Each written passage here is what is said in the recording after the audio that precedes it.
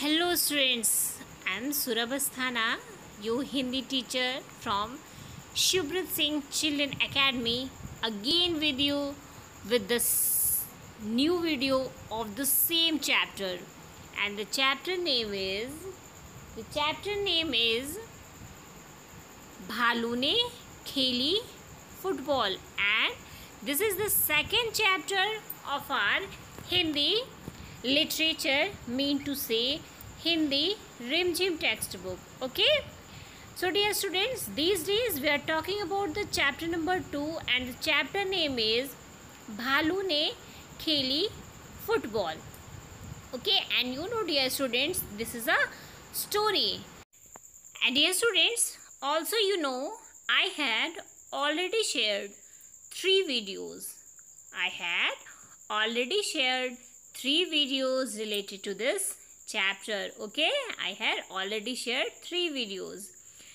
In the first video, we have completed the explanation segment of this story. Mean to say, in the first video, we have seen the meaning of this chapter, the meaning of this story. And in the second video related to this chapter, we have completed the meanings of the new words or the difficult words which we have find in this story. Okay? And in the third video, we have completed question answers of this chapter. Okay? In the last video, mean to say in the previous video, we have completed the question answers of this chapter. Okay, now dear student, this is the fourth video related to this chapter. Okay, this is the fourth video, and in this video we will try to complete the notebook exercises. Okay, in this video we will try to complete the notebook exercises, 3 different types of notebook exercises. Okay, so dear students, you will write all these exercises in your fair notebook. Okay, all these exercises in your fair notebook with neat and clean handwriting. Okay dear students, and not only you will write these exercises, but also you will learn all these exercises, all these question answers, word meaning. Okay, so dear students, let's start. The first exercise of today's video is सही उत्तर पर सही का निशान लगाएं. Okay, what is the first exercise of today? The first exercise of today is सही उत्तर पर सही का निशान लगाएं. Okay, so dear students, let's start. The first question of this segment is ठंड की सुबह सुबह कौन सैर पर निकला? Okay, first question of this segment, the segment is सही उत्तर पर सही का निशान लगाइए, and the first question of this segment is ठंड की सुबह सुबह सैर पर कौन निकला? तो डियर स्टूडेंट्स, आप बताइए, ठंड की सुबह सुबह जब बहुत कोहरा पड़ रहा था, जब बहुत ठंड थी, तो कौन सैर पे निकलता है? भालू निकलता है सैर पे, शेर निकलता है, माली निकलता है, या कोई नहीं निकलता है? ओके, सुबह सुबह कौन सैर पे निकलता है ठंड की सुबह में? तो जैसा कि आपको स्टोरी में बताया गया है कि एक सर्दी की एक सुबह जब बहुत कोहरा था, चारों तरफ धुंध ही धुंध छाई हुई थी, तो किस भालू महाशय के दिमाग में आता है कि चलो कहीं घूम के आते हैं. ओके, तो the right answer of this question is भालू. Okay, the right answer of this question is भालू, क्योंकि आपको पता है कि ठंड की सुबह सुबह शेर नहीं निकलता है. शेर तो क्या करता है, शेर इतनी ठंड पड़ रही होती है कि शेर जो है जामुन के पेड़ के नीचे एकदम सिकुड़ कर सिमट कर ठंड के मारे बैठा हुआ था. और ये हरकत किसने की थी? ये हरकत भालू महाशय ने की थी, ठंड की सुबह सुबह सैर पे निकलने की. Okay, next question of this segment is शेर का बच्चा किसके पेड़ के नीचे सिमट कर बैठा था? Okay, now dear students, try to give the answer of this question. What is the answer of this question? Recall the story. शेर का बच्चा किसके पेड़ के नीचे सिमट कर बैठा था? जब स्टोरी में आपने क्या देखा था? जब एक सर्दी की एक सुबह, जब सुबह सुबह बहुत ठंड पड़ रही होती है, तो भालू महाशय सोचते हैं चलो कहीं घूम के आते हैं. तो भालू महाशय तो ठंड की सुबह सुबह सैर पे निकलने की सोचते हैं.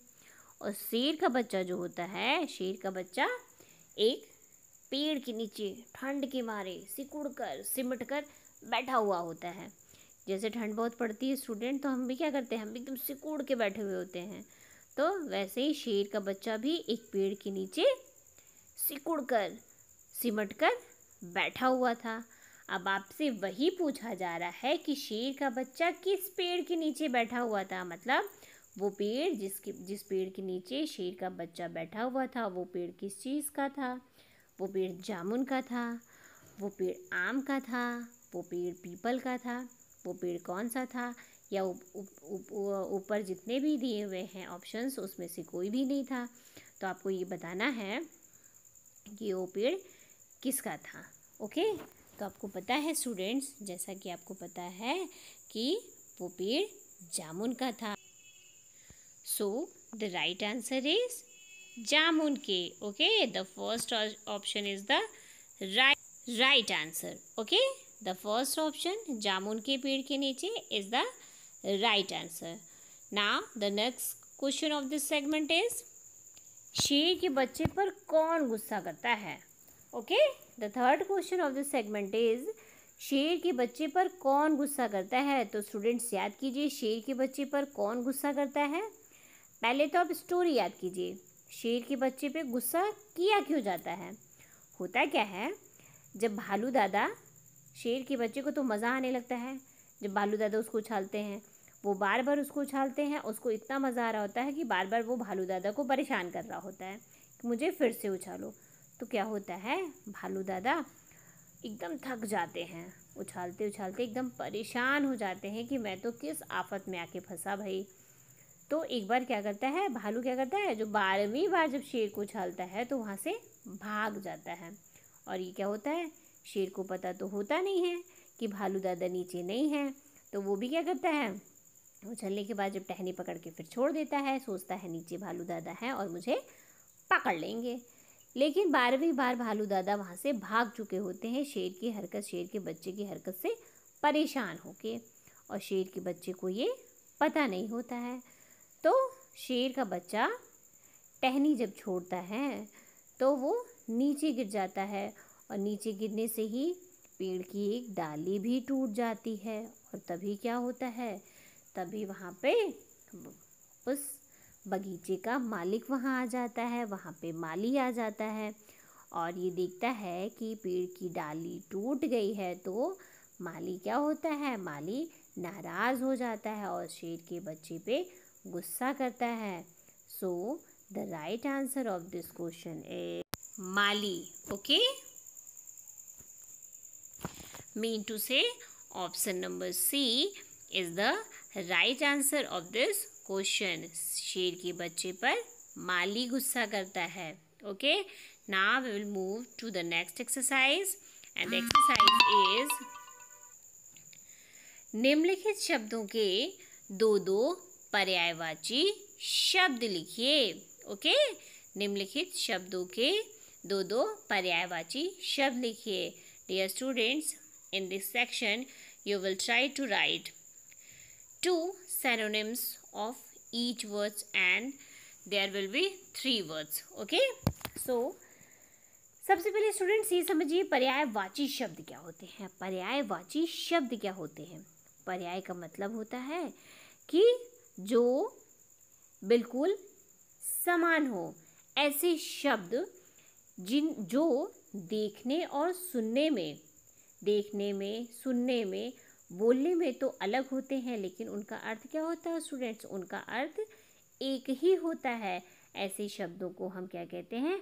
पर्यायवाची शब्द कहते हैं। ओके, ऐसे शब्दों को हम क्या कहते हैं स्टूडेंट्स? ऐसे शब्दों को हम पर्यायवाची शब्द कहते हैं। Okay, so the first word is कोहरा। Okay, the first word is कोहरा and the synonym of this word is कुहासा या धुंध। मतलब अगर हम कोहरा की जगह कुहासा या धुंध शब्द का भी प्रयोग करें स्टूडेंट्स, तो उसका तात्पर्य भी कोहरा ही होगा।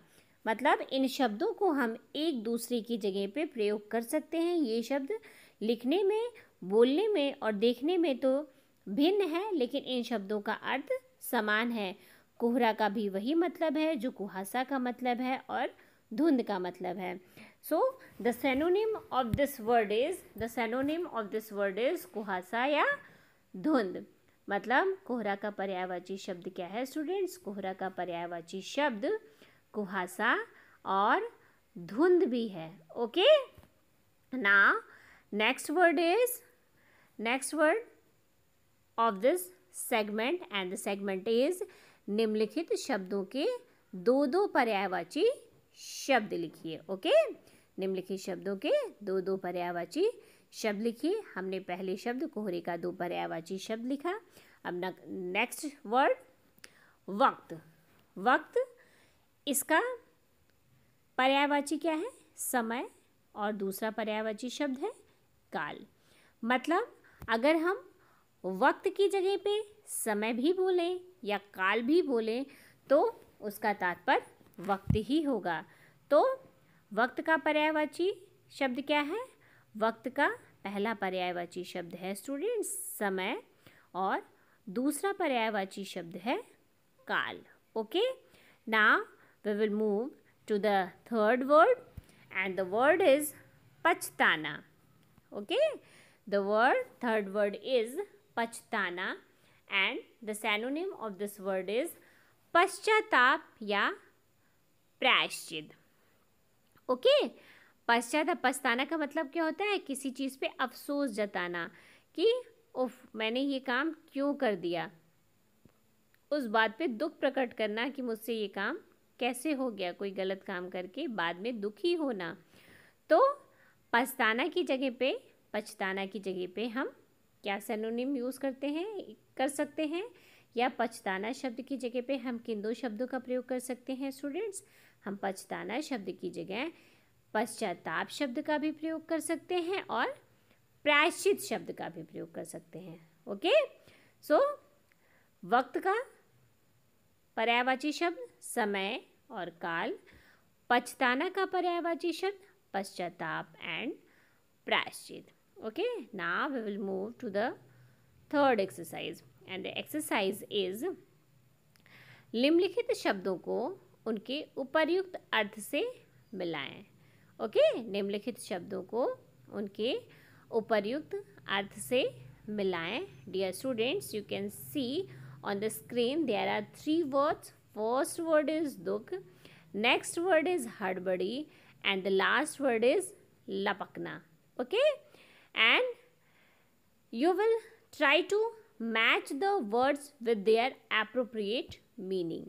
Okay, dear students, आप देख सकते हैं स्क्रीन पे 3 words दिए हुए हैं। पहला शब्द है दुख, दूसरा शब्द है हड़बड़ी और तीसरा शब्द है लपकना। दूसरे कॉलम में आपको 3 अर्थ दिए हुए हैं। आपको क्या करना है? इन शब्दों को उनके उपर्युक्त अर्थ से मिलाना है। ओके, क्या करना है? इन शब्दों को उनके उपर्युक्त अर्थ से मिलाना है। सो फर्स्ट वर्ड जो है दुख, उसका अर्थ क्या हो सकता है स्टूडेंट्स? उसका अर्थ हो सकता है संताप। ओके, दुख का क्या अर्थ होता है? दुख का अर्थ होता है संताप। So you will match this word with this. Okay, and the second word is harbadi and you know the meaning of this word is jaldbaji. Okay, so you will match this word with this. Now the third word is lapakna. The third word is lapakna and you know the meaning of this word is, what is the meaning of this word, dear students? Tell me. What is the meaning? The meaning of this word is pakadna. Okay, So you will match this word with this. Now dear students, the notebook exercises of this chapter have completed. Dear students, you will write all these exercises in your fair notebook with neat and clean handwriting. And dear students, if you have any doubt, any problem regarding any question, any answer, you can contact me via call or message. Okay? So dear students, now class is over. See you in the next video. Till then, bye. Have a nice day.